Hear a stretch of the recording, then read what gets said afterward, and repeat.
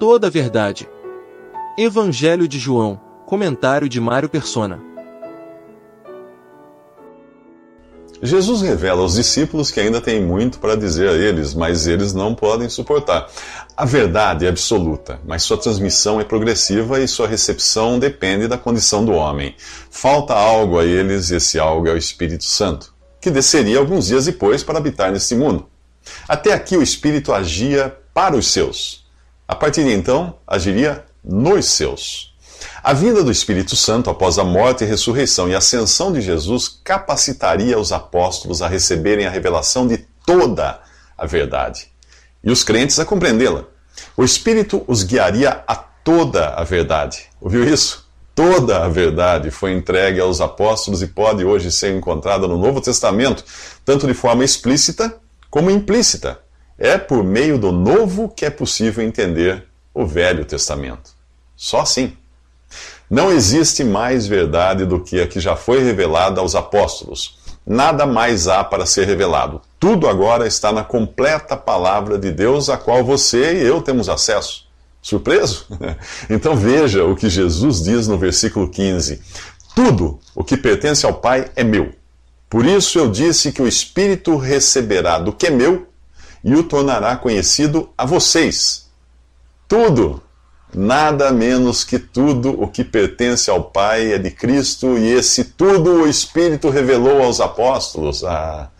Em 1 Coríntios, capítulo 2, versículos 9 ao 10, Paulo escreve assim: Olho nenhum viu, ouvido nenhum ouviu, mente nenhuma imaginou o que Deus preparou para aqueles que o amam. Esta era a situação no Antigo Testamento.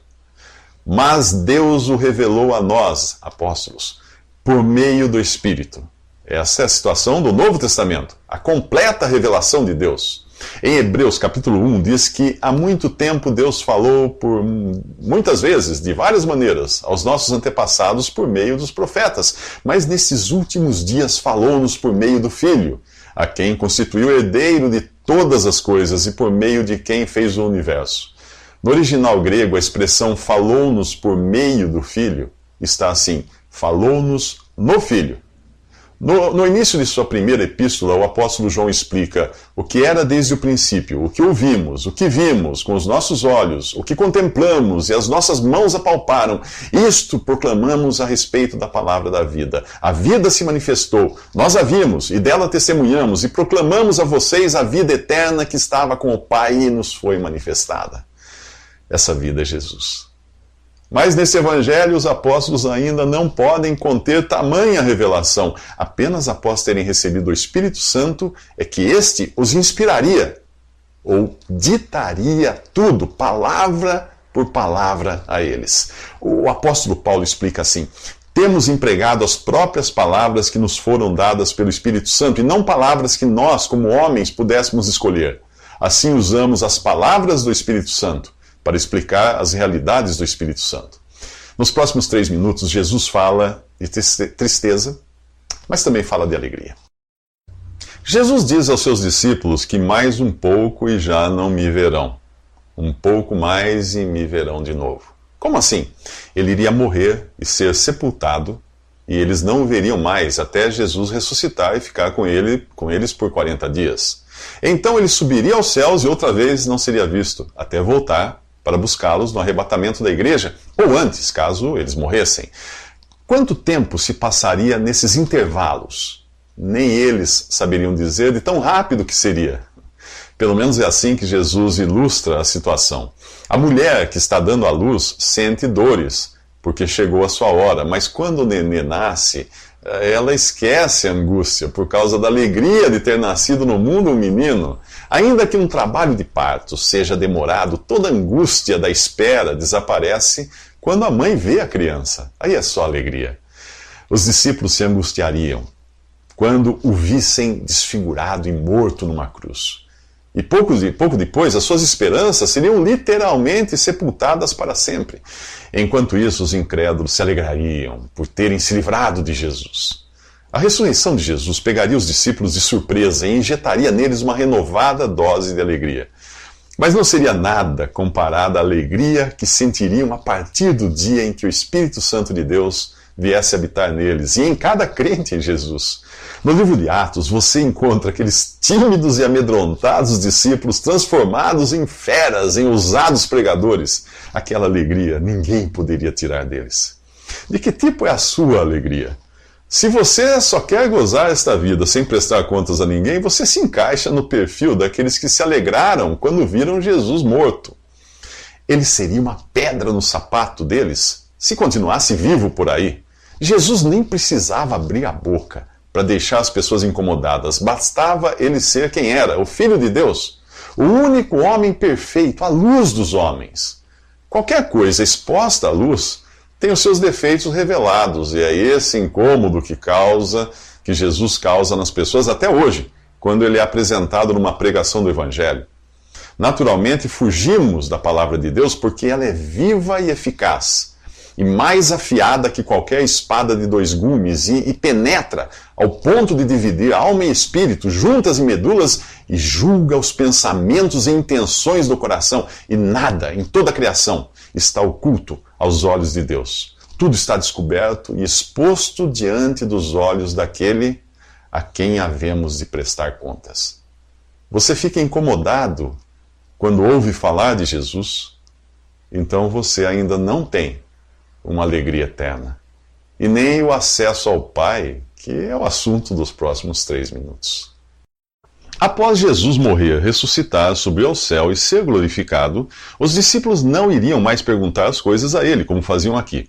Eles iriam orar diretamente ao Pai, em nome de Jesus, na certeza de serem atendidos graças à estima que o Pai tem por Jesus. O Espírito Santo os capacitaria e os ensinaria como orar. Antes disso, nenhum judeu se dirigia a Deus como Pai. Nos evangelhos, Jesus introduz a oração ao Pai, e nas epístolas você encontra o apóstolo Paulo dizendo: orei ao Senhor, isto é, a Jesus. Mas em nenhum lugar na Bíblia você encontra alguém orando ao Espírito Santo, apesar de ele ser Deus. Se os apóstolos e profetas que escreveram o Novo Testamento inspirados pelo Espírito Santo não ensinaram que ele deva ser invocado, adorado ou louvado, é melhor você não fazê-lo. Nunca se sabe que espírito irá atender a sua invocação. Nos bastidores do mundo físico existem espíritos malignos, com milhares de anos de experiência em enganar os seres humanos. Nós não os vemos, mas eles nos veem e nos acompanham. Sabem quase tudo a nosso respeito. Conseguem prever os nossos próximos passos pela observação de nosso comportamento. E são hábeis na arte de iludir e enganar. Pense neles como estelionatários espirituais. Paulo advertiu que o Espírito diz claramente que nos últimos tempos alguns abandonarão a fé e seguirão espíritos enganadores e doutrinas de demônios. João exortou: não creiam em qualquer espírito, mas examinem os espíritos para ver se eles procedem de Deus. Embora ele fale do espírito do homem que ensina, isso vale também para um espírito que porventura o esteja influenciando. Como ter certeza, então, se um espírito é de Deus? Não indo além do que está na Bíblia. Invocar o Espírito Santo é ir além do que está escrito. Se o próprio Espírito não nos autorizou a fazê-lo, devemos evitar. As aparências enganam.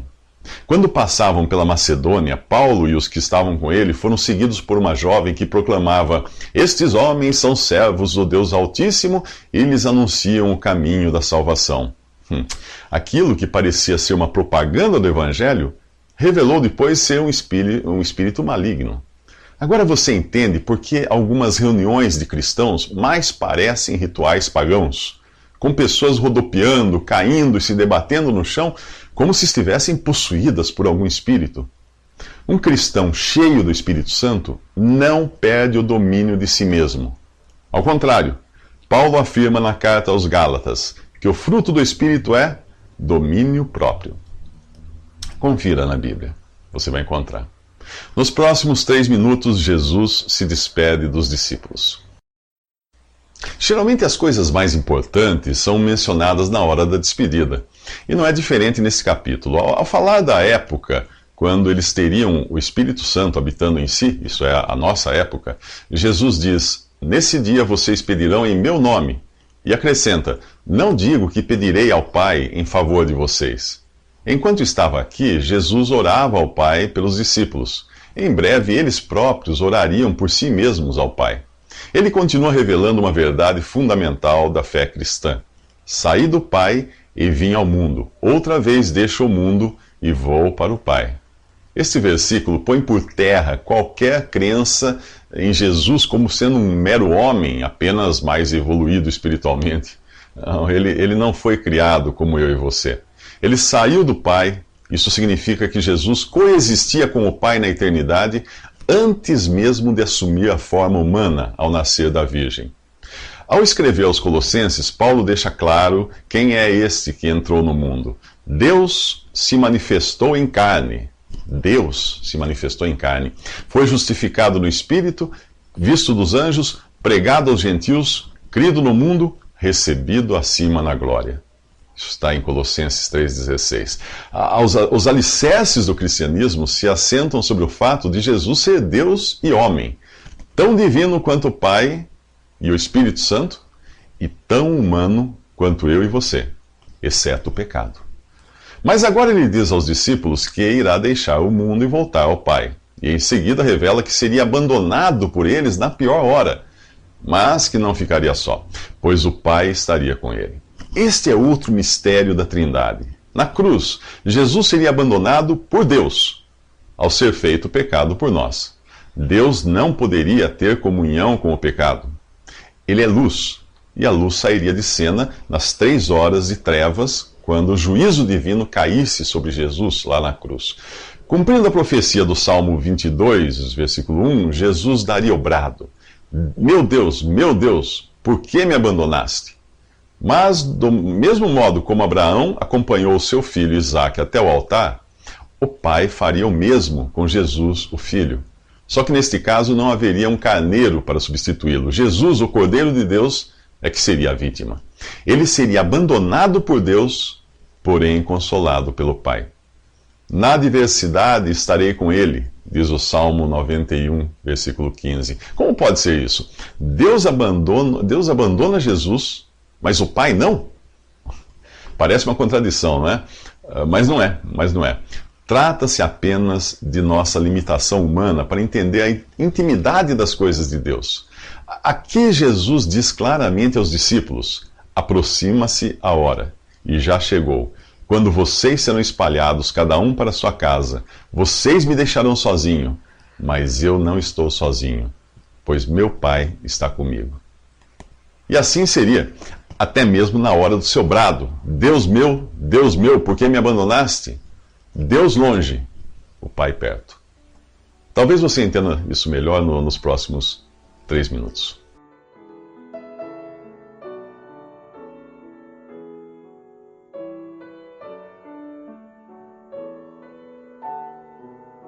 Visite Respondi.com.br.